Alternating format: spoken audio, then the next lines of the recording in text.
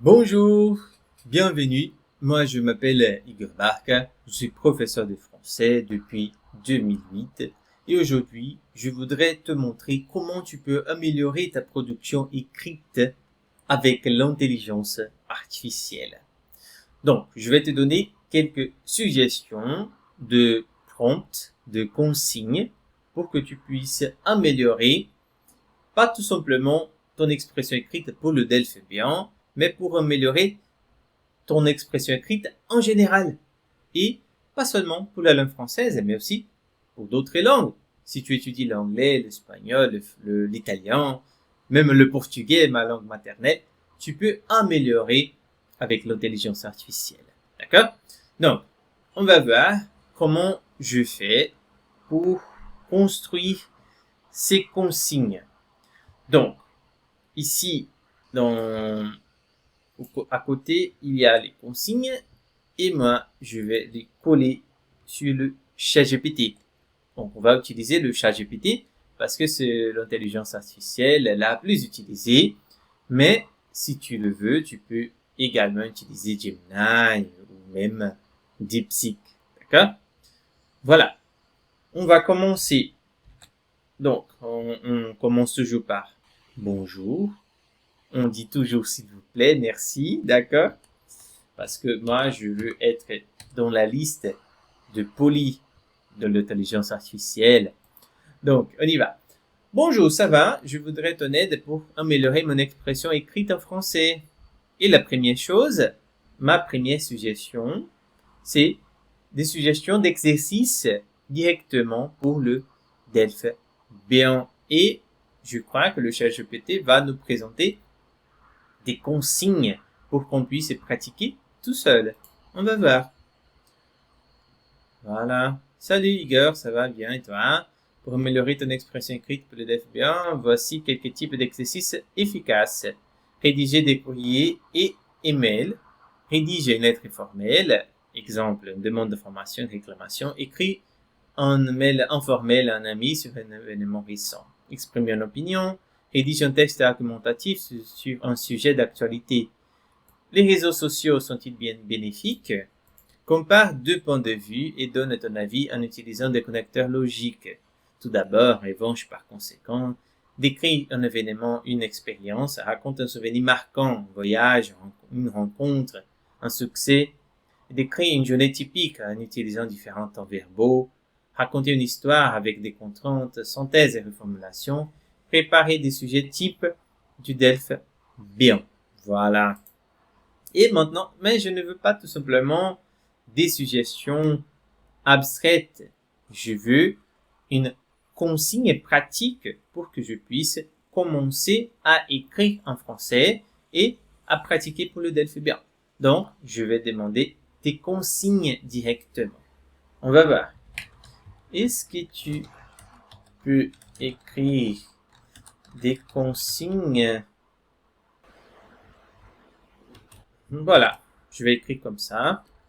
D'exercice d'expression écrite. Pardon. Voilà. On va voir, bien sûr, voici quelques consignes adaptées au niveau B1. Et là, oui, là, on a déjà un très bon matériel pour commencer à travailler. N'est-ce pas? Rédiger une lettre formelle, exprimer une opinion.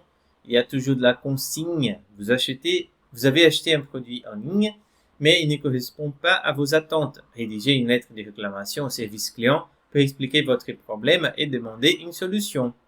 Votre texte doit contenir une introduction, une description du problème, une demande claire, une formule de politesse adaptée.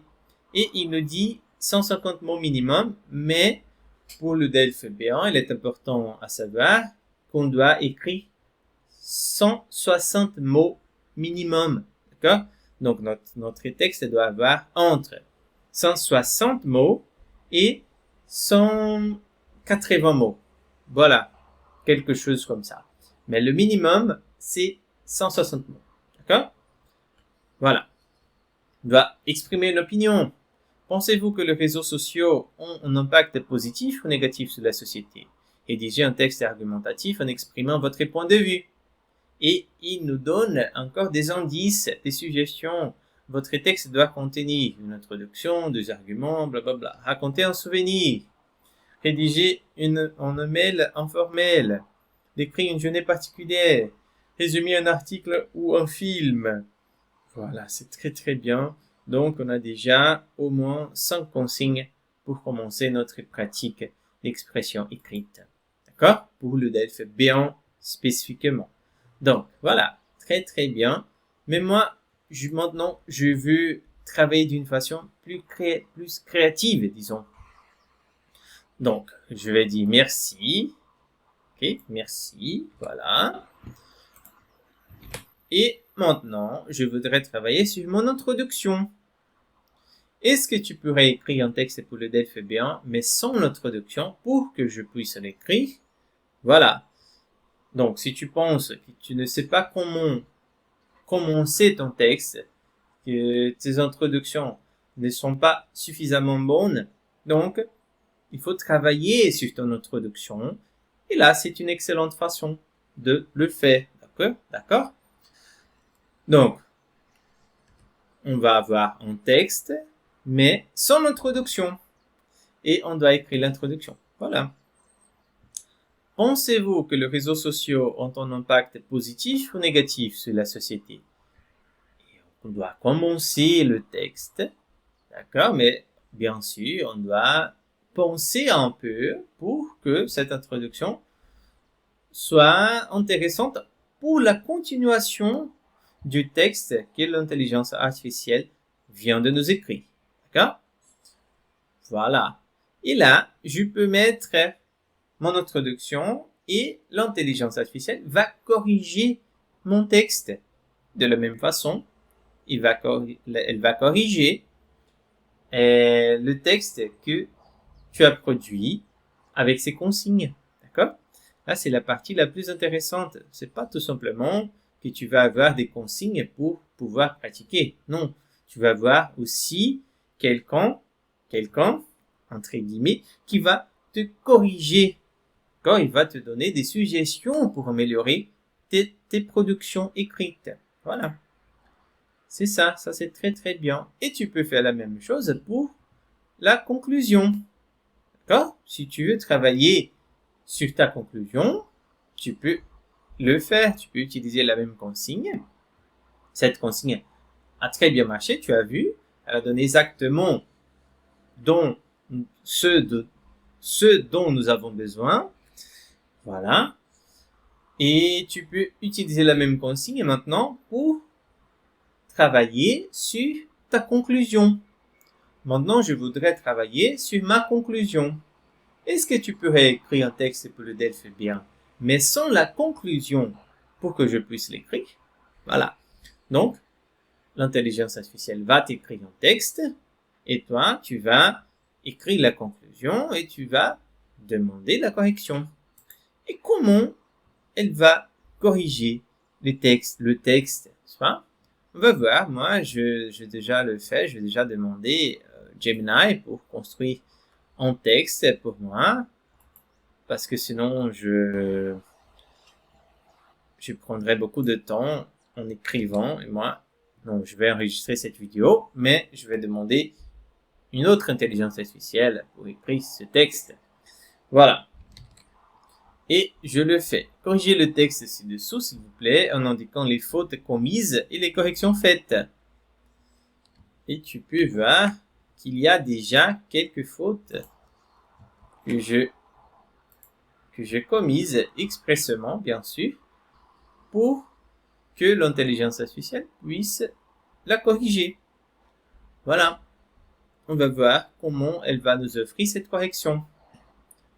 Voici votre texte corrigé avec les erreurs soulignées et les corrections apportées. Tu vois, commence à écrire que au lieu de qui, personnellement avec deux L parce que j'écris avec un seul L, personnellement avec un seul L, personnellement ici, personnellement avec un seul L. Voilà. Et après, il va me donner la liste des fautes et corrections. D'accord? Et si je veux, par exemple, je peux demander des précisions. Si je n'ai pas compris, par exemple, la correction, pourquoi je vais dire, je n'ai pas bien compris la correction de culturale. Est-ce que tu peux me l'expliquer, s'il vous plaît? Voilà. Et là, on va avoir une explication. D'accord? En français, l'adjectif culturel, féminin culturel, est utilisé pour parler de tout ce qui concerne la culture. Par exemple, un événement culturel, une exposition en français, une richesse culturelle au féminin, le patrimoine, les traditions, etc. Le mot cultural n'existe pas en français. C'est un faux ami avec l'italien. Le cultural est bien correct. Dans ton texte, tu veux l'écrire richesse culturelle. Donc, il fallait utiliser culturel féminin, car richesse est un mot féminin. J'espère que c'est plus clair. Voilà. Donc, tu peux converser avec l'intelligence artificielle. Tu peux discuter avec elle et demander des précisions, demander des explications. D'accord? Ah, c'est très, très, très intéressant. Voilà. Et finalement, ma dernière suggestion pour que tu puisses pratiquer et améliorer ton expression écrite, tout simplement un exercice vraiment créatif de description d'une image, parce que nous savons qu'aujourd'hui, les intelligences artificielles peuvent créer des images, n'est-ce pas? Donc, on peut demander la création d'une image pour qu'on puisse la décrire. Et après avoir écrit la description, bien sûr, on va voir la correction de cette description. D'accord? Voilà. Super. Toujours, on fait des compléments en intelligence artificielle. Je voudrais suggérer un autre exercice. Créer une image concernant le thème du DELF B1 pour que je puisse la décrire. Voilà, on va voir ce qu'elle va nous donner. Je ne sais pas.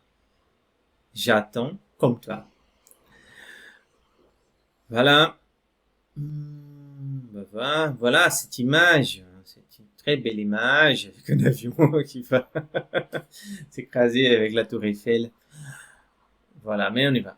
Voici une image représentant plusieurs thèmes du DELF B1. Tu peux la décrire en essayant d'utiliser un vocabulaire varié et des structures grammaticales adaptées à ton niveau. Si tu veux, je peux ensuite te donner un retour sur ta description. Voilà. Alors, on peut parler par exemple du tourisme, du voyage. On peut parler de la vie en société. On peut parler de la tour Eiffel. On peut parler des cafés. On peut écrire sur n'importe quoi dans l'image. Même du DELF B1, tu vois, qu'il est ici. Le DELF B1, c'est le nom d'un café. Voilà, c'est une très belle image et je vais donner la description de cette image. Je peux également m'approfondir sur une thématique du DELF B1 et après, je vais soumettre cette description à l'avis du ChatGPT. D'accord? Voilà, c'est ça, c'est exactement ça que je voudrais te montrer aujourd'hui. J'espère que tu as bien aimé parce que l'intelligence artificielle est un outil très très pratique pour qu'on puisse améliorer nos productions écrites. D'accord? Moi, personnellement, je l'utilise beaucoup, pas pour écrire mes textes, mais pour donner des suggestions et pour évaluer ma production écrite. En français et même en portugais, que c'est ma langue maternelle, moi, je l'utilise beaucoup. D'accord? Donc, c'est ça. Merci. Si tu veux de l'aide pour maîtriser le DELF B1, je suis là pour t'aider. D'accord? Il suffit de m'envoyer un message sur WhatsApp ou même accéder à mon site et m'envoyer un petit message à partir du site lui-même. D'accord? Merci et à la prochaine.